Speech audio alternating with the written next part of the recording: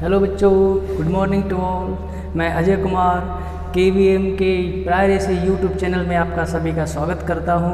हम पढ़ा रहे थे 10th क्लास की साइंस में चल रहा था हमारा चैप्टर नंबर 7, परमाणु सिद्धांत में तत्वों का आवर्ती वर्गीकरण और उनके गुणधर्म। अब तक हमने तत्वों परमाणुओं के जो सिद्धांत दिए थे वो पढ़े हैं। मेंडलीव की आवर्त सारणी पढ़ी, उसकी कमियां पढ़ी, आधुनिक आवर्त सारणी भी पढ़ी।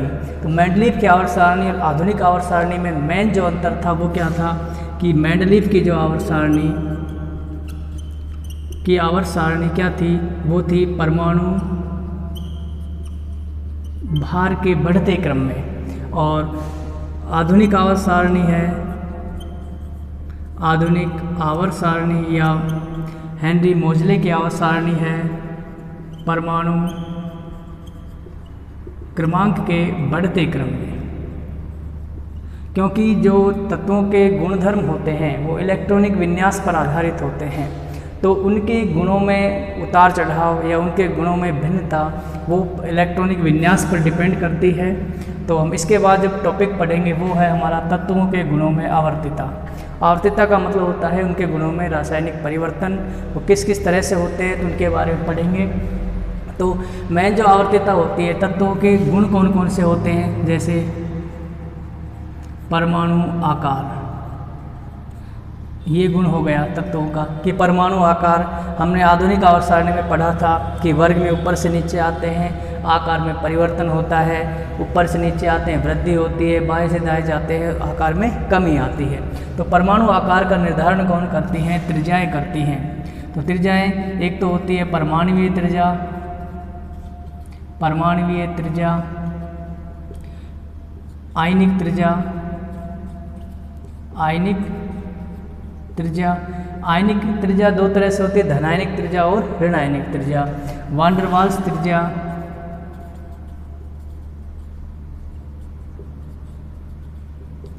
सहसंयोजक त्रिज्या।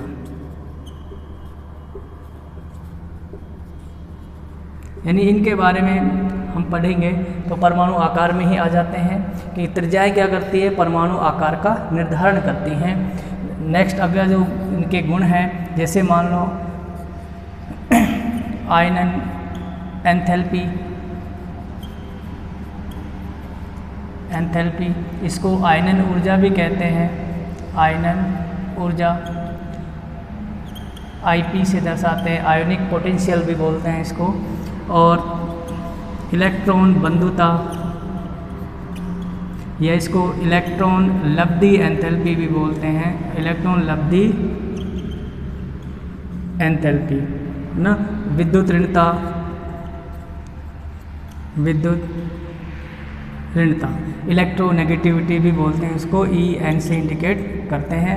और इसको इलेक्ट्रॉन एफिनिटी यानी EA से इंडिकेट करते हैं।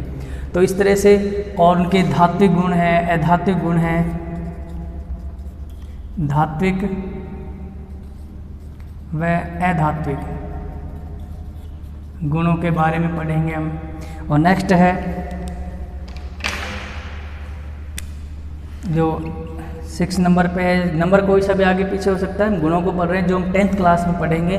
गुण तो और भी होते हैं बहुत सारे, लेकिन हम मेन चीज़ें ही इसमें पढ़ेंगे। गलनांक, क्वथनांक, गलनांक, क्वथनांक, ठीक है। इन यानी मेल्टिंग पॉइंट और बॉइलिंग पॉइंट, इनके बारे में पढ़ेंगे। तो इन गुणों में आवर्तता यानी इनके उतार चढ़ाव जो क्या होते हैं आवर्त सारणी में इलेक्ट्रॉनिक विन्यास के आधार पर निर्धारित किए जाते हैं। तो इनके आधार पर हम इनके गुणों को वर्गीकृत करते हैं, उन गुणों के बारे में पढ़ते हैं।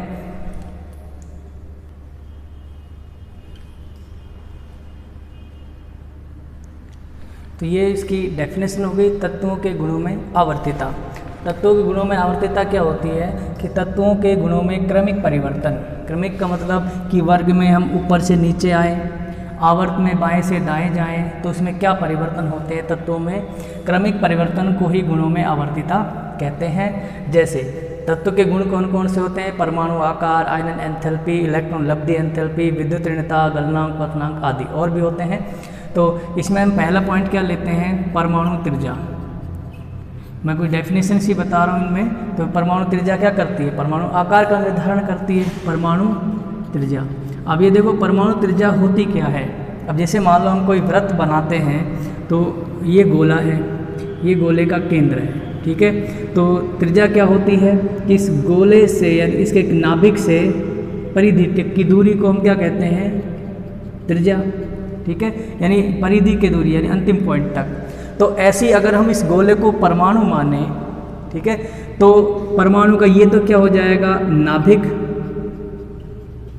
बीच में, नाभिक के बाहर क्या है, कक्षा है, ऊर्जा स्तर है, उनमें उपस्थित है इलेक्ट्रॉन। तो हम ये कह सकते हैं अगर इसको हम परमाणु मानते हैं तो परमाणु के नाभिक से बाह्यतम कोश के इलेक्ट्रॉन के बीच की जो दूरी होती है वो उस परमाणु की त्रिज्या कहलाती है। तो इस तरह से इसकी डेफिनेशन क्या हो जाएगी कि परमाणु के नाभिक से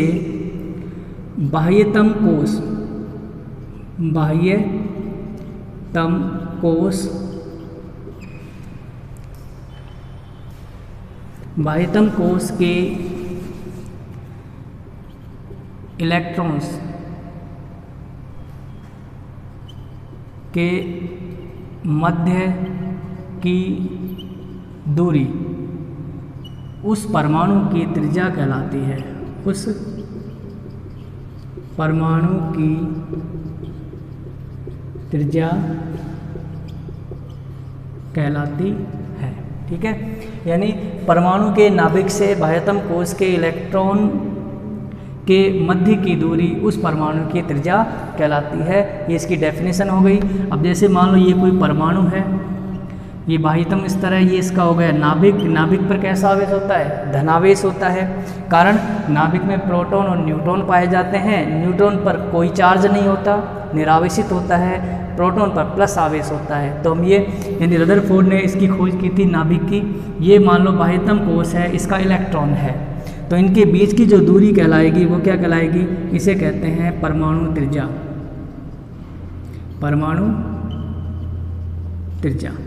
क्लियर है। अब जैसे मान लो और भी कोई परमाणु हो, ये है, अब इसमें एक कोश ये है, एक कोश ये हो गया, तो इसका बाह्यतम कोश कौन सा हुआ, बाह्यतम कोश, इसमें भी इलेक्ट्रॉन है भाई, इसमें भी इलेक्ट्रॉन है, 2 होते हैं पहले कोश में, दूसरे कोश में ज़्यादा होते हैं। तो जैसे मान लो दूसरे कोश में यहाँ ये इलेक्ट्रॉन है, ये, तो परिभाषा क्या है कि परमाणु के नाभिक से बाह्यतम कोश। अब इसमें बाह्यतम कोश कौन सा है, ये बाह्यतम कोश नहीं होगा, हम ये दूरी नहीं लेंगे, है ना। हम कौन सी दूरी लेंगे, नाभिक से इस इलेक्ट्रॉन के बीच की दूरी को। तो हमारी परमाणु की त्रिज्या क्या हो जाएगी, ये, इसे कहेंगे परमाणु त्रिज्या। क्लियर है कि परमाणु त्रिज्या की डेफिनेशन क्या होती है कि परमाणु के नाभिक से बाह्यतम कोश के इलेक्ट्रॉन के बीच की दूरी या मध्य की दूरी उस परमाणु की त्रिज्या कहलाती है। ये परमाणु है और ये परमाणु त्रिज्या है। तो इसका स्क्रीनशॉट ले लो, परिभाषा हो गई और ये आकार हो गया।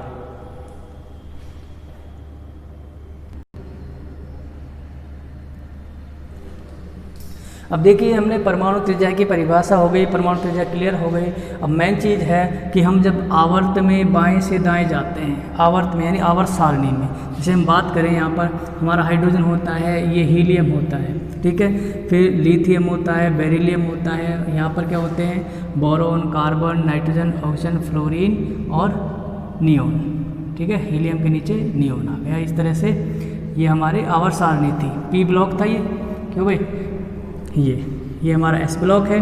तो हम आवर्त, ये हमारा दूसरा है, ये हमारा पहला था, ठीक है।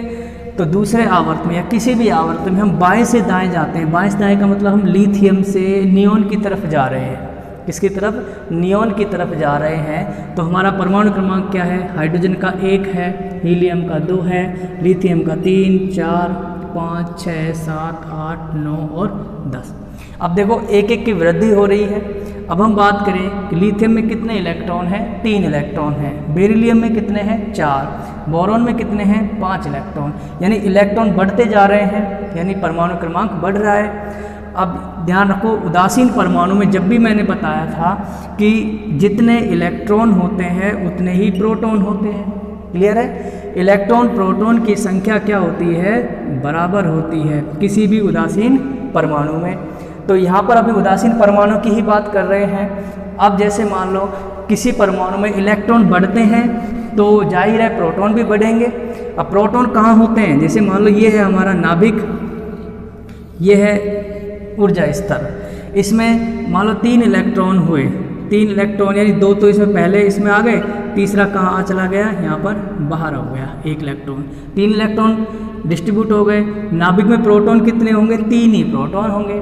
अब जैसे जैसे हम आगे बढ़ते हैं आवर्त में बाएं से दाएं जाने पर, तो प्रोटॉन की संख्या यानी धनावेश बढ़ रहा है, इलेक्ट्रॉन के साथ साथ धनावेश भी बढ़ रहा है, लेकिन कोष नहीं बढ़ रहे हैं। कोष हमारे 2 ही रहेंगे।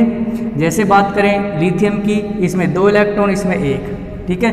बेरिलियम की बात करें, इसमें 2 इलेक्ट्रॉन, बाहर कितने हो जाएंगे, 4, 2 हो जाएंगे, तो टोटल कितना हुआ, 4। बोरोन की बात करें, बोरोन में क्या है, ये नाभिक है, ठीक है, ये ऊर्जा स्तर है, ये क्यों, क्योंकि हमारा आवर्त कितना है, 2, तो 2 आवर्त है, तो सब में जो गोले होंगे इस तरह से वो कितने होंगे, 2 ही होते हैं। गोले का मतलब होता है ऊर्जा स्तर, यानी दूसरे आवर्त की बात करते हैं तो नाभिक के चारों ओर 2 ऊर्जा स्तर होते हैं, जिनको हम n बराबर 1 और n बराबर 2 कहते हैं। नियोन तक, नियोन में भी कितने होंगे भाई, नियोन में भी 2 गोले होंगे, n बराबर 1 और n बराबर 2। यहाँ तक क्लियर है। किसी आवर्त में बाएं से दाएं जाते हैं तो कोषों की संख्या समान रहती है, लेकिन इलेक्ट्रॉन और प्रोटॉन की संख्या लगातार बढ़ती रहती है। तो हम बोरोन की बात करते हैं इसमें, तो बोरोन में इसमें तो कितने इलेक्ट्रॉन हैं, 2। अब बाह्यतम कोष में कितने हो जाएंगे, यहाँ पर हो जाते हैं 3 इलेक्ट्रॉन, ठीक है, 3 और 2 5। अब नाभिक में भी 3 प्रोटॉन, 5 प्रोटॉन हो गए, कि 5 इलेक्ट्रॉन है तो 5 ही प्रोटॉन होंगे। इसमें 6 इलेक्ट्रॉन है तो 6 ही प्रोटॉन होंगे, 7 इलेक्ट्रॉन है तो 7 ही प्रोटॉन भी होंगे। तो नाभिक में तो 5 प्रोटॉन हो गए, लेकिन बाह्यतम कोष में इलेक्ट्रॉन भी बढ़ रहे हैं, 3 इलेक्ट्रॉन हैं। तो ये नाभिक इनको तेजी से अपनी ओर खींचेगा, यानी जो इसकी ताकत है, इसकी पावर है नाभिक की, वो बढ़ रही है, साथ में इलेक्ट्रॉन भी बढ़ रहे हैं और जगह कम है। जैसे हम बोलें कि एक कमरे में, इसके पास एक कमरा है, 3 आदमी हैं, उसी कमरे में 4 आदमी हो गए, 5 आदमी हो गए, 6 से आदमी 10 तक हो गए, तो घनत्व तो बढ़ गया, यानी जगह कम पड़ गई। तो जैसे क्या होगा कि यहाँ पर इसकी पावर बढ़ जाती है, इनका आकर्षण बढ़ जाता है, तो ये नाभिक बाहर के इलेक्ट्रॉनों को तेजी से अंदर की ओर खींचता है, कारण प्रभावी नाभिक के आवेश बढ़ गया। तो हम बाएं से दाएं जाते हैं तो इनके आकार में क्या आती है, कमी आती है। अब इस कमी को कौन करता है, मेन चीज़ वो पढ़नी है हमें। तो ये कमी किसके कारण होती है, उसे हम कहते हैं प्रभावी नाभिकीय आवेश, ठीक है, प्रभावी नाभिकीय आवेश, या इसको नाभिकीय आकर्षण भी बोलते हैं, नाभिकीय आकर्षण। यानी नाभिक द्वारा जो बाहर के इलेक्ट्रॉन पर आकर्षण लगता है, आकर्षण बल होता है, वो नाभिकीय आकर्षण कहलाता है। तो नाभिकीय आकर्षण की विशेषता क्या होती है कि नाभिकीय आकर्षण जब बढ़ने लगता है तो आकार को छोटा कर देता है, यानी छोटा आकार करना शुरू कर देता है। तो हम आवर्त में ये कह सकते हैं बाएं से दाएं जाएंगे आकार में कमी आएगी, ऊपर से नीचे आएंगे आकार में वृद्धि होगी। तो कैसे होती है वो देखते हैं। सबसे पहले इसकी परिभाषा लिखते हैं हम कि नाभिकीय आकर्षण की जो परिभाषा होती है वो क्या है।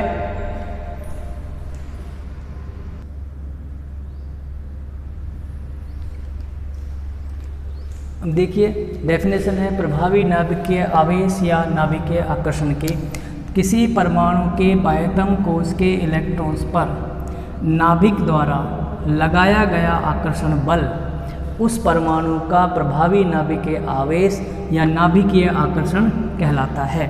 अब ये क्या करता है, ये आकार को कम करने की कोशिश करता है, ठीक है। तो इसमें क्या होता है, यदि आवर्त में बाएं से दाएं जाते हैं तो प्रभावी नाभिकीय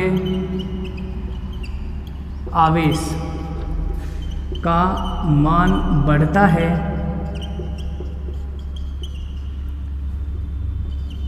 जिससे आकार में कमी आती है,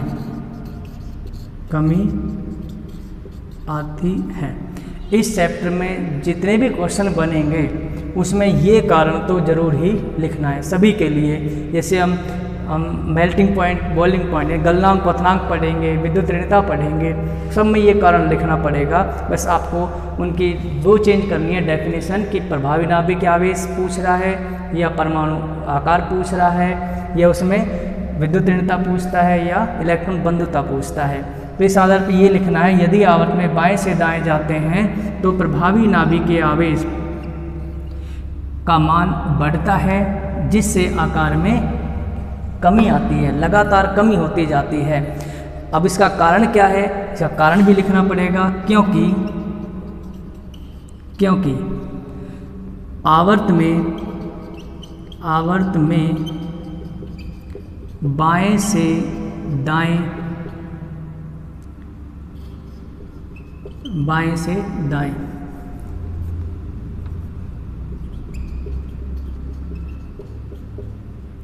बाएं से दाएं जाने पर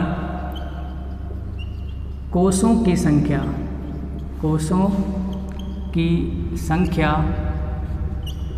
तो नियत बनी रहती है,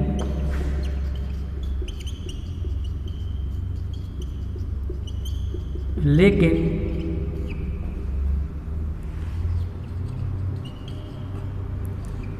प्रोटॉन की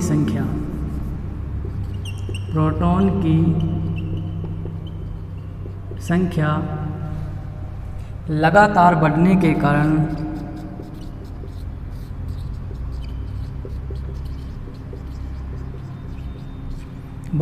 कारण नाभिक का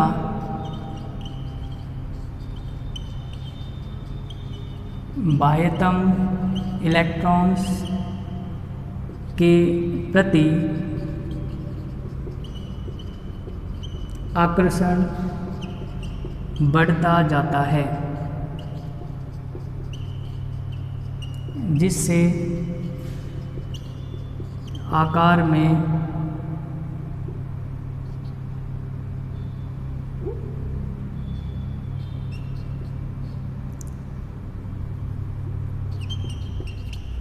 कमी आती है,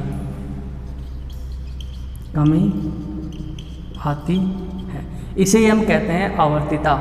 यानी आवर्त में जो कमी है, वृद्धि होती है, तो क्या होगा, बाएं से दाएं जाएंगे, प्रभावी नाभिकीय आवेश का मान बढ़ेगा तो आकार में कमी आएगी, क्योंकि बाएं से दाएं जाने पर कोषों की संख्या तो नियत रहती है, नियत यानी निश्चित रहती है। यदि हम दूसरे आवर्त की बात करें तो उसके गोले कितने होंगे, 2 होंगे, यानी कोषों की संख्या 2 होगी।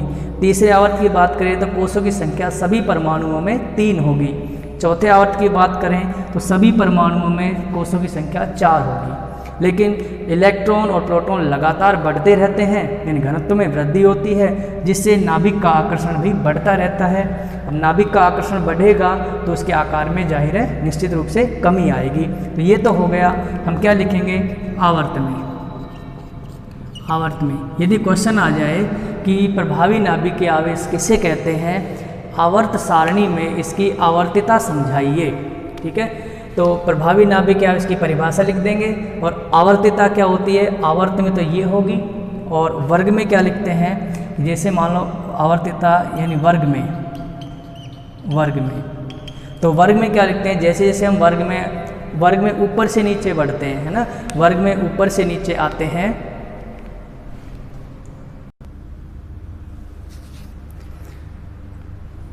अब देखिए जैसे डेफिनेशन इसमें लिख दिया आवर्तिता, ये तो हमने आवर्त में पढ़ी थी, और ये है वर्ग में।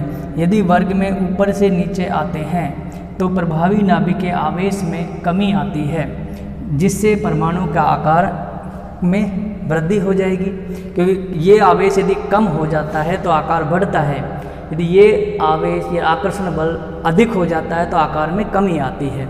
है ना, क्योंकि वर्ग में ऊपर से नीचे आने पर कोषों की संख्या लगातार बढ़ती है। किसकी? कोषों की संख्या। और यहाँ पर क्या थी? कोषों की संख्या नियत बनी रहती है, यानी दूसरे आवर्त में 2 कोष हैं तो 2 ही रहेंगे सभी में, लेकिन वर्ग में ऊपर से नीचे आएंगे तो वहाँ पर कोषों की संख्या लगातार बढ़ेगी। पहले आवर्त में, दूसरे में, तीसरे में, चौथे में, ऐसे 7वें तक आते हैं तो कोषों की संख्या लगातार बढ़ती जाती है, जिससे क्या होगा? त्रिज्या का मान बढ़ जाएगा, यानी नाभिक का जो आकर्षण बल है उसमें कमी आ जाएगी, और कमी आने पर त्रिज्या का मान अपने आप ही बढ़ना शुरू हो जाता है। तो हम ये कह सकते हैं कि वर्ग में ऊपर से नीचे आने पर आकार में वृद्धि होती है, और आवर्त में बाएं से दाएं जाने पर आकार में कमी आती है। तो ये तो हो गई प्रभावी नाभिक के आवेश और उसमें आवर्तिता। तो क्वेश्चन क्या आता है? क्वेश्चन इस तरह से आता है कि प्रभावी नाभिकीय आवेश किसे कहते हैं? किसे कहते हैं? तत्वों में इसकी आवर्तिता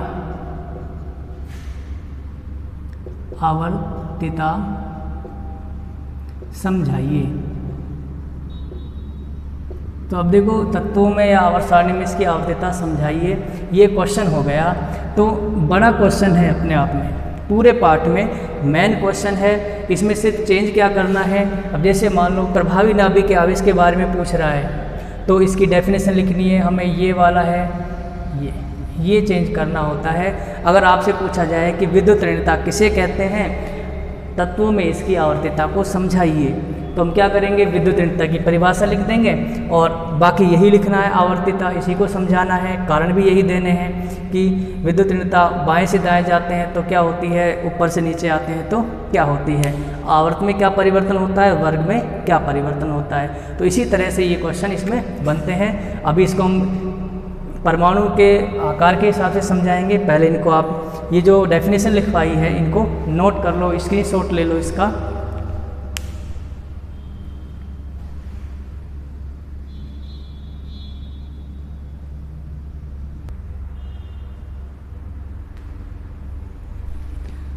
अब देखिए, ये हमने आधुनिक आवर्त सारणी का मेन चीज़ जो बनाई है, ये हमारा एस ब्लॉक है, ये हमारा पी ब्लॉक है, ये है एस खंड, डी खंड बीच में होता है। हम दूसरे आवर्तक की समझाएंगे। तो ये हमारा वर्ग है, ऊपर से नीचे आते हैं hydrogen, lithium, sodium, potassium, rubidium, caesium, francium. ठीक है, ये तो वर्ग कहलाता है। जैसे इसको भी जरूर नहीं आपको याद करने की ज़रूरत है, इनको आप तो बस समझ लेना। अगर ये याद नहीं होते, 20 तक लिखोगे आप, 20 तक यदि 10वीं में याद कर लेते हो 10th क्लास में, तो आपके लिए सफिशिएंट है, आप इनको समझ सकते हो। ठीक है, अब यह समझा रहे हैं तो हम वर्ग में ऊपर से नीचे आते हैं। ये जो संख्याएं लिखी गई है क्या है? ये पहला आवर्त, दूसरा आवर्त, तीसरा, चौथा, पांचवा, छठा, सातवां, 7 आवर्त होते हैं आधुनिक आवर्त सारणी में, और 18 वर्ग होते हैं। तो 1, 2, 3, 4, 5, 6, 7, 8 और 10 होते हैं डी ब्लॉक के बीच में। ठीक है, तो 18 हो गए। हमें इनकी अभी जरूरत नहीं पड़ेगी, चौथे आवर्त में इनकी जरूरत पड़ती है डी ब्लॉक की, या दूसरे तीसरे में डी ब्लॉक के तत्व नहीं आते हैं। सिर्फ कितने होते हैं? 2 ये होते हैं और 6 ये होते हैं, 8 होते हैं, 8। तो अब यहाँ पर देखो, हाइड्रोजन का हम आकार पढ़ते हैं। हाइड्रोजन में क्या है? इसमें ये नाभिक है। ठीक है, नाभिक में प्रोटॉन कितना है? 1। तो 1 का मतलब होता है इसमें एक कोष है यहाँ पर। क्लियर है? इसे हम बोलते हैं n बराबर 1, पहला कोष है हमारा। तो हाइड्रोजन का पहला भी यही है और आखिरी कोष भी यही है। अब बात आते हैं यहाँ पर लिथियम पे। लिथियम में ये n का मान कितना है? 2। इसका मतलब नाभिक के चारों ओर 2 कोष हैं। तो हम यहाँ पर लिखते हैं प्लस, और इसमें 2 गोले लगा देते हैं इस तरह से, यानी n बराबर 1 और n बराबर 2। ठीक है, यहाँ पर n1 और n2 इसलिए आपको दिख रहा होगा जहाँ तक इसमें।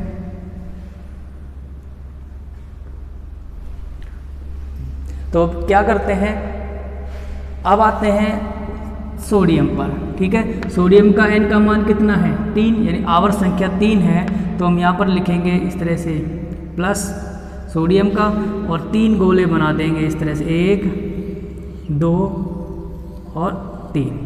ठीक है, इसके बाद हम लिखते हैं पोटेशियम, कितना है 4। तो इस तरह से हम इनको लिखते चलते हैं। तो जो पोटेशियम का यहाँ पर बना रहा हूँ मैं, ये प्लस 1 2 3 और ये 4। क्लियर है यहाँ पर। तो यहाँ तक देखो आप, जैसे हमने यहाँ पर लिया n बराबर 1, n बराबर 2, n बराबर 3 कोस हो गए, हमारा तीसरा कोस है ये। चौथा, तीसरे में अब क्या है, इससे आगे जितने भी हम पढ़ेंगे सब में 3 3 ही होंगे, ठीक है। अब इसमें n बराबर 1, n बराबर 2, n बराबर 3, n बराबर 4 ऊर्जा स्तर हो गए। अब हम इलेक्ट्रॉन की बात करें तो इसका इलेक्ट्रॉनिक विन्यास क्या होता है, ns1 होता है, यानी n का मान कितना है 1। तो हम हाइड्रोजन का क्या लिखेंगे, हम लिखेंगे 1s1। क्लियर है, n का मान 1 है तो 1 लगा दिया। अंतिम इलेक्ट्रॉनिक विन्यास है, अब लिथियम में 3 है तो हम क्या लिखेंगे यहाँ पर 2, ये वाला 2 और s कितना 1, तो 2s 1 हो गया आखिरी इलेक्ट्रॉन। सब में s1 s1 s1 आएंगे, तो हम ये कह सकते हैं कि हाइड्रोजन में कितने इलेक्ट्रॉन हैं 1। अब इस इलेक्ट्रॉन के बीच की दूरी और इसके बीच की दूरी कितनी है, कम है, यानी ये इलेक्ट्रॉन नाभिक के ज़्यादा नज़दीक है। ज़्यादा नज़दीक है तो प्रभावी नाभिकीय आवेश क्या होगा, प्रभावी नाभिकीय आवेश क्या हो जाएगा, अधिक होगा। अब अधिक होगा तो आकार छोटा होगा। अब जैसे ही यहाँ पर हम आए, इसमें 2 इलेक्ट्रॉन आ गए, अंतिम इलेक्ट्रॉन किस में है भाई, n बराबर 2 में है। तो यहाँ से जो दूरी है ये क्या है, ये बढ़ गई है ना, त्रिज्या का मान अधिक हो गया। तो हम कहेंगे ऊपर से जैसे नीचे आए हम, हाइड्रोजन से लिथियम पर आए, आकार में वृद्धि हो गई। आकार में वृद्धि क्यों हुई, क्योंकि ये दूरी बढ़ने के कारण नाभिक अब इसको अपनी ओर नहीं खींच पा रहा है, आकर्षित नहीं कर पा रहा है। अगर यहाँ पर पहले में होता तो आकर्षित कर लेता, यहाँ पहले में था, यहाँ दूसरे में चला गया। अब यहाँ पर किस में चला जाता है, तीसरे में चला जाता है। अब ये दूरी बढ़ गई यहाँ पर, तो आकर्षण और भी कम हो गया। अब इसमें आएगा, इसमें भाई यहाँ चौथे में पहुँच गया इलेक्ट्रॉन 1। अब इसके बीच की दूरी और भी ज़्यादा हो गई। तो ऐसे 5वें में आएगा तो 5 गोले होंगे तो 5वें स्तर में पहुँच जाएगा इलेक्ट्रॉन। तो इस तरह से हम जैसे जैसे ऊपर से नीचे आते हैं तो आकार में लगातार वृद्धि होती रहती है। इस तरह से बड़ा आकार हो गया, तो आकार में क्या होती है, वृद्धि। तो हम क्या कह सकते हैं कि किसी वर्ग में ऊपर से नीचे आने पर आकार में वृद्धि होती है, क्योंकि कोषों की संख्या लगातार बढ़ती जाती है। अब कोष बढ़ेंगे तो ये क्या हो जाएगा, कम। प्रभावी नाभिकीय आवेश में कमी आती है और आकार में कमी हो जाएगी। तो ये तो हो गई किसकी बात, वर्ग की। क्लियर है यहाँ तक। अब हम बात करते हैं आवर्त में। आवर्त में क्या करना पड़ता है भाई, आवर्त में हमें बाएं से दाएं चलना पड़ता है। ठीक है, कहाँ से कहाँ चलना पड़ेगा, बाएं से दाएं चलना पड़ेगा।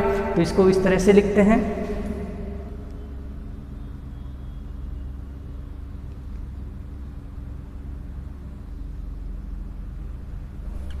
तो अब देखिए ये तो है इसका आवर्त। तो हम इसमें क्या करते हैं कि क्लियर हो गया, आवर्त वर्ग में ऊपर से नीचे आएंगे, आकार में वृद्धि होगी। क्यों, क्योंकि बाह्यतम कोष में यहाँ पर 1 इलेक्ट्रॉन है, नाभिक के बीच की दूरी कम है। यहाँ पर ये इलेक्ट्रॉन है, नाभिक के बीच की दूरी बढ़ गई। यहाँ और ज़्यादा दूरी हो गई, यहाँ पर और ज़्यादा दूरी हो गई। यानी हमने 1 2 3 4 कोष तक बात की, 5वें में 5 गोले हो जाएंगे, 6ठे में 6 गोले हो जाएंगे।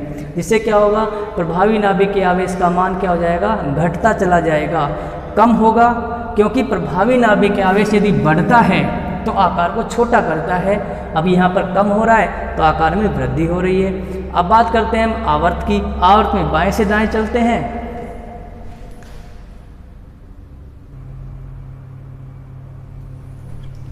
अब यहाँ बात करते हैं हम दूसरे आवर्त की। पहले आवर्त में तो क्या होता है, हाइड्रोजन है और हीलियम है। अब इस दूसरे आवर्त की हम बात करें, यहाँ से लिथियम, बेरिलियम, बोरॉन, क्रम संख्या लगातार बढ़ रही है। ठीक है, इसको हटा दो ऊपर से, 1 की बात नहीं कर रहे हैं अभी, हम इसकी बात कर रहे हैं। ये क्रम से होते हैं, लगातार होते हैं। आवर्त संख्या 2 है, यानी n का मान कितना है, 2। तो हम बात करें लिथियम की। लिथियम में ये नाभिक है भाई, ठीक है, n का मान कितना है, 2। तो इसका मतलब हम यहाँ पर 2 गोले लगा देते हैं। क्लियर है। अब 2 गोले का मतलब है कि जो अंतिम इलेक्ट्रॉन होगा वो इसमें होगा, लिथियम में। 2 यहाँ पर इलेक्ट्रॉन है, तो नाभिकीय आकर्षण क्या होता है, कि बाह्यतम इलेक्ट्रॉन के और नाभिक के बीच की दूरी, इसके बीच जो आकर्षण होता है वो प्रभावी नाभिकीय आवेश कहलाता है। नाभिक इस इलेक्ट्रॉन को अपनी ओर खींचता है। कोष दो ही है, इलेक्ट्रॉन की संख्या कम है तो कम आकर्षण होगा। अगर यहाँ पर बहुत सारे इलेक्ट्रॉन आ जाए दूसरे कोष में ही तो ज़्यादा आकर्षण होगा। क्यों? क्योंकि जैसे जैसे इलेक्ट्रॉन बढ़ेंगे, अब यहाँ पर देखो, यहाँ इलेक्ट्रॉन बढ़ा तो यहाँ प्रोटॉन भी बढ़ेगा, है ना। यहाँ इलेक्ट्रॉन और बढ़ गया तो प्रोटॉन भी और बढ़ जाएगा, तो आकर्षण बढ़ने लगेगा। तो हम यहाँ पर अब लिथियम की बात करें तो लिथियम में एक इलेक्ट्रॉन है, ये इसका आकार है। बेरिलियम की बात करें, बेरिलियम में ये धनायन है, n का मान कितना है बेरिलियम के लिए 2, तो इसमें भी क्या होंगे 2 ही गोले होंगे, ये बना दिए, ठीक है। अब इसमें बाहर कितने इलेक्ट्रॉन हो गए भाई, 2 हो गए, 2 अंदर के में होंगे, अंदर का तो कोई काम नहीं आता, इसको तो छोड़ दो। हम बाहर के इलेक्ट्रॉन देखते हैं, 2 इलेक्ट्रॉन हो गए हैं। यहाँ प्रोटॉन भी तो बढ़ा है, इसमें प्रोटॉन कितने हो गए 4, तो इलेक्ट्रॉन भी 4 है, तो यहाँ पर 4 प्रोटॉन है। यहाँ पर कितने थे, यहाँ पर 3 प्रोटॉन थे और 1 इलेक्ट्रॉन बाहर था। यहाँ 4 प्रोटॉन है, 2 इलेक्ट्रॉन है, तो इसके बीच में ये क्या होगा, आकर्षण अधिक हो जाएगा। आकर्षण यदि अधिक होगा तो ये आकार को अपनी ओर खींच लेगा, छोटा कर देगा, तो आकार में कमी आई। इसके बाद बोरॉन की बात करें, बोरॉन में भी 2 घेरे बनाने हैं भाई, क्योंकि कोष क्या है 2 बोरॉन के। इलेक्ट्रॉन कितने हैं 5, यहाँ पर तो 2 हैं ही, इसमें कितने हो गए 3 इलेक्ट्रॉन हो गए। इलेक्ट्रॉन फिर बढ़ गए तो प्रभावी नाभिकीय आवेश यानी इसको तेजी से आकर्षित करेगा अपनी ओर। अब यहाँ पर क्या है, जगह तो उतनी ही है, कोष तो उतने ही है, लेकिन धीरे धीरे इलेक्ट्रॉन बढ़ रहे हैं बाह्यतम कोष में। इलेक्ट्रॉन बढ़ते हैं तो आकर्षण भी बढ़ेगा, यानी क्या होगा बढ़ेगा, और ये बढ़ेगा तो आकार में कमी आएगी। ऐसे हम आगे चलते जाते हैं, कार्बन पर है, कार्बन में भी क्या है 2 कोष हैं, लेकिन इलेक्ट्रॉन कितने हो गए 4 हो गए। यहाँ प्रोटॉन भी कितने हैं 6 हो गए। प्रोटॉन ज़्यादा है, इलेक्ट्रॉन कम है, तो इसको और तेज़ी से आकर्षित करेगा। यानी कहने का मतलब ये है कि यदि हम आवर्त में बाएं से दाएं चलते हैं तो प्रभावी नाभिकीय आवेश का मान बढ़ता है, और इसका मान बढ़ेगा तो आकार में कमी आएगी। तो हम इसका कंक्लूजन क्या निकालते हैं, निष्कर्ष क्या निकालते हैं, तो हम इसको ऐसे लिख सकते हैं, आवर्त में नाभिकीय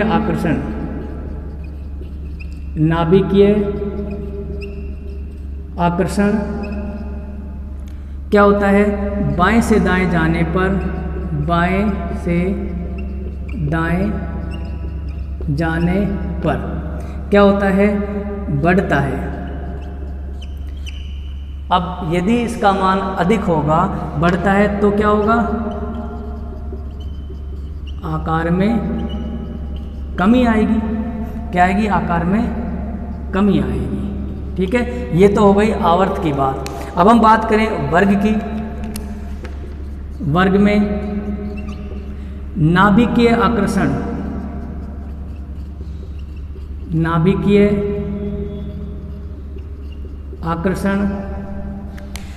ऊपर से नीचे आने पर, ऊपर से नीचे आने पर क्या होता है, नाभिकीय आकर्षण का मान कम होता है, यानी घटता है। अगर ये घटेगा तो क्या होगा, तो आकार में वृद्धि होगी। क्लियर है, यहाँ पर आकार में क्या हो जाएगी, वृद्धि हो जाएगी। अब इसका कारण तो पता ही है, एक कारण है मेन, क्या है कि आवर्त में कोषों की संख्या निश्चित बनी रहती है। दूसरा आवर्त है तो सब में 2 ही कोष होंगे, 2 ही गोले होंगे, और वर्ग में कोषों की संख्या लगातार बढ़ती है। दूसरे आवर्त में 2, तीसरे में 3, चौथे में 4, 5, 6 ऐसे, ठीक है। क्लियर हो गया, प्रभावी नाभिकीय आवेश है। इसी तरह से हम आगे के जो गुण हैं इनके, विद्युत ऋणता, इलेक्ट्रॉन बंधुता, वो सभी पढ़ेंगे। यहाँ तक का जो वीडियो आपने देखा, तो अगर ये वीडियो अच्छा लगा हो तो ज़्यादा से ज़्यादा लाइक करें, शेयर करें और चैनल को सब्सक्राइब करना ना भूलें। तब तक के लिए धन्यवाद। Thank you very much.